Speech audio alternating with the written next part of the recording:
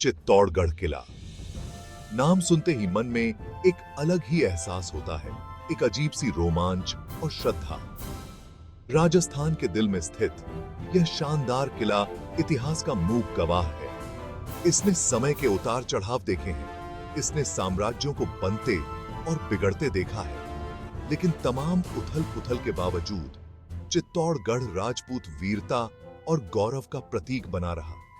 यह किला सिर्फ पत्थर और चूने से नहीं बना है, यह उन अनगिनत वीर पुरुषों और महिलाओं के बलिदानों पर बना है जिन्होंने इसके सम्मान के लिए अपना जीवन न्योछावर कर दिया। इसका इतिहास बहादुरी, प्रेम और बलिदान की कहानियों से भरा पड़ा है। यह राजपूतों के अदम्य साहस का प्रमाण है। वे अपनी स्वतंत्रता और सम्मान को सबसे ऊपर मानते थे। किले की रणनीतिक स्थिति ने इसके महत्व को और भी बढ़ा दिया। एक ऊंचे पठार पर स्थित चित्तौड़गढ़ आसपास के मैदानों पर अपनी धमक रखता था। इसने इसे महत्वाकांक्षी शासक के लिए एक अत्यधिक वांछनीय पुरस्कार बना दिया। सदियों तक यह मेवाड़ के सिसोदिया वंश की राजधानी रही। यह राजपूत संस्कृति और परंपरा का प्रकाश स्तंभ था। आज चित्तौड़गढ़ एक यूनेस्को विश्व धरोहर स्थल है। यह आज भी यहां आने वाले हर व्यक्ति को अपनी भव्यता से मंत्रमुग्ध कर देता है।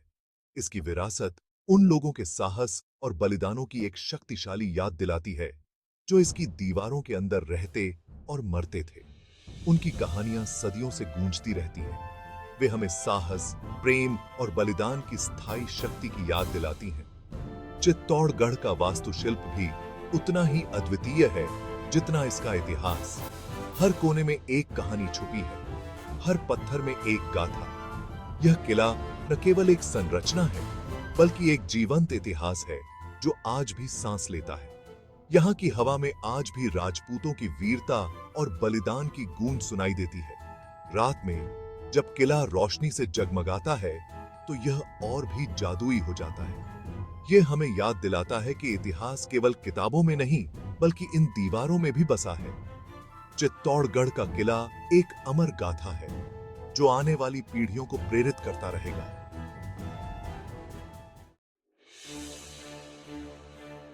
दिल्ली के सुल्तान अलाउद्दीन खिलजी अपार महत्वाकांक्षा और सैन्य कौशल का शासक था।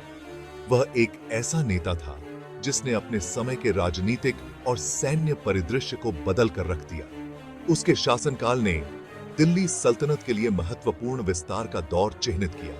खिलजी ने अपने साम्राज्य की सीमाओं को बढ़ाने के लिए कई युद्ध लड़े और विजय प्राप्त की। खिलजी अपनी क्रूरता और चालाकी के लिए जाना जाता था।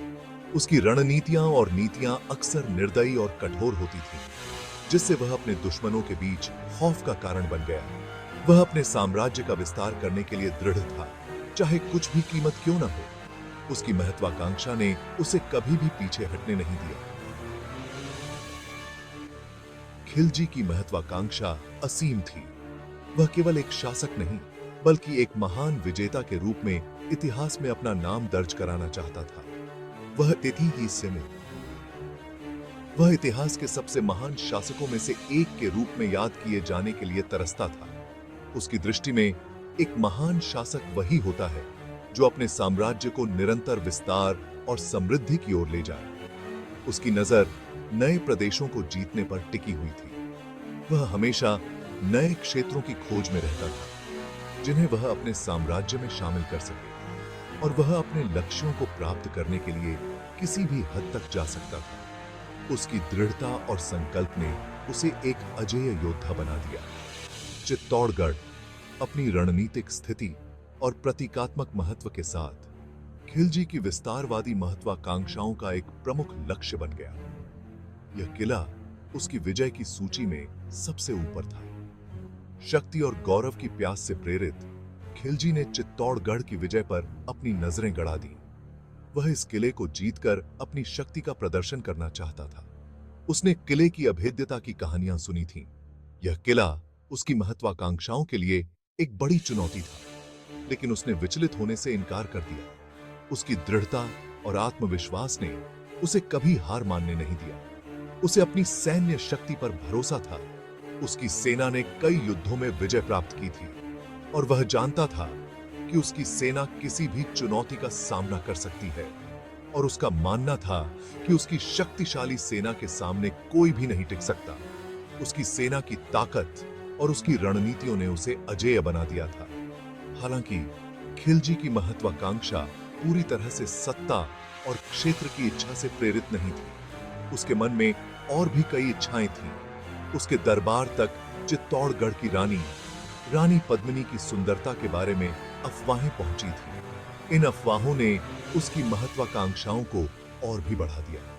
इसने किले को जीतने की उसकी इच्छा को और भी बढ़ा दिया।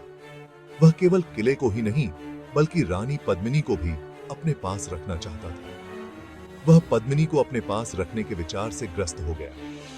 उसकी यह इच्छा उसकी महत्वाकांक्षाओं का एक और पहलू थी, जिसने उसे और भी अधिक प्रेरित किया, जिसने उसे इसे की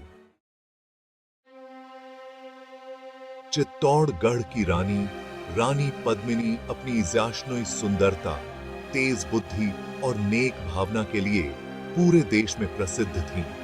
उनकी सुंदरता और गुणों की कहानियां दूर दूर तक फैली हुई थीं और हर कोई उनकी प्रशंसा करता था। कहा जाता था कि उनकी सुंदरता इतनी मनमोहक थी कि वह 1000 जहाजों को लॉन्च कर सकती थी। उनकी सुंदरता और करिश्मा ने कई दिलों को छू लिया था और उनकी कहानियां लोक कथाओं का हिस्सा बन गई थी। वह चित्तौड़गढ़ के शासक महाराजा रतन सिंह की प्यारी पत्नी थी। महाराजा रतन सिंह और रानी पद्मिनी का प्रेम और सम्मान का बंधन अद्वितीय था। वे दोनों आपस में गहरे प्रेम और सम्मान के बंधन में बंधे थे। उनका रिश्ता न केवल प्रेम का प्रतीक था, बल्कि एक आदर्श जोड़ी का भी उदाहरण था। पद्मिनी की सुंदरता की कहानियां अलाउद्दीन खिलजी के दरबार तक पहुंची। खिलजी, जो दिल्ली का सुल्तान था, ने इन कहानियों को सुना और तुरंत ही उसकी सुंदरता के प्रति आकर्षित हो गया। एक जुनूनी इच्छा से प्रेरित होकर खिलजी ने उसे पाने की ठानी। उसकी इच्छा इतनी प्रबल थी कि उसने अपने दरबारियों और सलाहकारों के साथ योजना बनानी शुरू कर दी। उसने चित्तौड़गढ़ एक संदेश भेजा। यह संदेश न केवल एक साधारण अनुरोध था, बल्कि एक प्रकार का अल्टीमेटम भी था।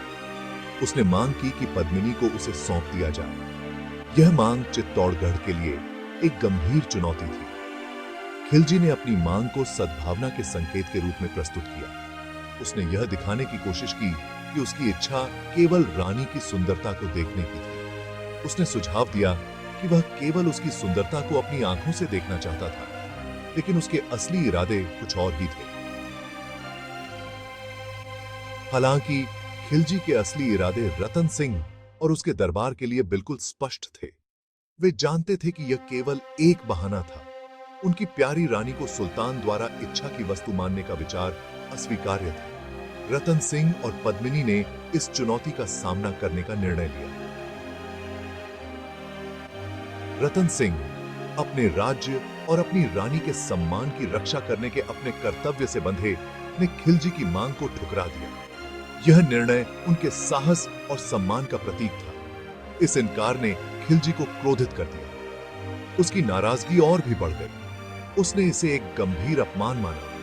यह अपमान उसकी प्रतिष्ठा के लिए एक चुनौती थी। ने चित्तौड़गढ़ को जीतने की उसकी इच्छा को और बढ़ा दिया, जो महत्वाकांक्षा और जुनून के शक्तिशाली मिश्रण से भड़की हुई थी। उसने अपने सैनिकों को युद्ध के लिए तैयार करने का आदेश दिया। मंच दिग्गजों के संघर्ष के लिए तैयार था।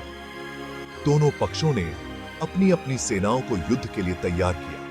दो शक्तिशाली ताकतें एक ऐसी लड़ाई में भिड़ने वाली थीं, जो एक किंवदंती बन जाएगी। यह युद्ध इतिहास के पन्नों में अमर हो जाएगा। 1303 ईस्वी में अलाउद्दीन खिलजी की विशाल सेठिया, जो अपने थेता की महत्वाकांक्षा और बदला लेथिए की प्यास से प्रेरित थी, चित्तौड़गढ़ के द्वार पर रीच्ड। उदकोसंधे अभेद्य प्रतीत कौस्तुभे वाले किले को घेर लिया। बहादुर महाराजा रतन सिंह के नेतृत्व में राजपूतों ने लड़ाई की सेती की। वे अपने घर, अपने सम्मान और अपनी स्वतंत्रता की रक्षा के लिए दृढ़ थे। राजपूत हालांकि संख्या में कम थे, साहस में पीछे थे ही थे। उथे कोस्टन थे अद्वितीय ब्रवे और क्रूरता से लड़ते हुए सुल्तान की सेथियाओं को बार बार रिपल्स्ड। चित्तौड़गढ़ के रक्षक केवल सैथेक थे ही थे, वे किसान, कारीगर और यहाँ तक कि वे महिलाएं और बच्चे भी थे जिथे कोस्टन थे अपने घर की रक्षा के लिए हथियार उठाए थे। चित्तौड़गढ़ की बिसीजडाबंदी महीथियों तक गोरी रही। राजपूत योद्धा की बोमली ये अपने राजा के अटूट रिजॉल्व और अपनी भूमि के लिए प्यार से प्रेरित कॉस्ट कर आक्रमणकारियों के खिलाफ अथक संघर्ष करते रहे। उथे की ब्रेवता की सिद्धियां दूर दूर तक फैल गईं। वे उथे की अटूट भावना का प्रमाण बन गईं। राजपूत सम्मान और कर्तव्य की गहरी भावना के साथ लड़े। वे गोथेते थे कि वे खुद से कहीं बढ़कर किसी चीज के लिए लड़ रहे हैं। उथे के दिप्लोवा ली गई हर सांस, उथे के दिप्लोवा किया गया हर वार उथे की अपनी भूमि और अपने लोगों के प्रति उथे के प्रेम का टेस्टमेंट था।